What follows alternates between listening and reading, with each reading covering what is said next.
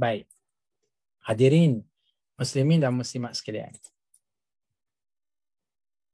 Di sini Ustaz membaca beberapa kata-kata hikmah. Yang pertama, rencana Allah itu lebih baik dari rencanamu. Jadi tetaplah berjuang dan berdoa hingga kau akan menemukan bahawa ternyata memang Allah memberikan yang terbaik untukmu. Maknanya apa dia hadirin sekalian? Allah yang bersifat kerajaan, yang mentadbir dan merancang hidup kita.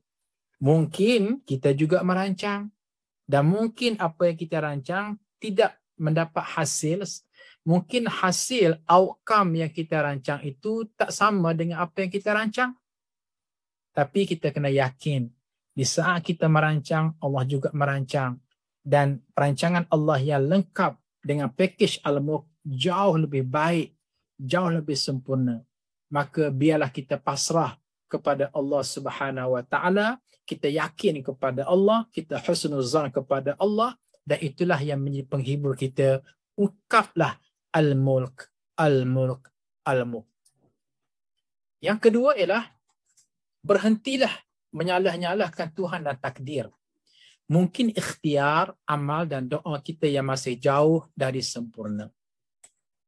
Jadi gabungan daripada dua-dua kata hikmah inilah maka menerbitkan sepotong ayat Quran, hasbunallah wa ni'mal wakil.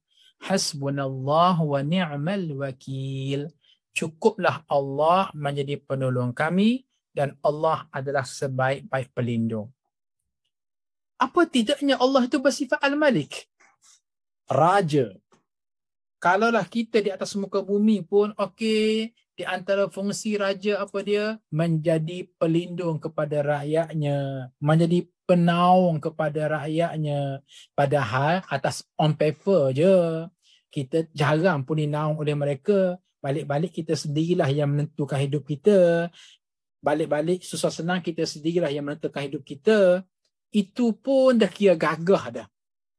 Tetapi Allah Subhanahu Wa Taala bila Allah kata, aku ni Al-Malik, aku menaung kamu, aku ni raja kamu, aku mentadbir kamu, memang sungguh-sungguh Allah Subhanahu Wa Taala adalah menjadi penaung kita, pelindung kita dan juga pemudah cara kepada kita semua.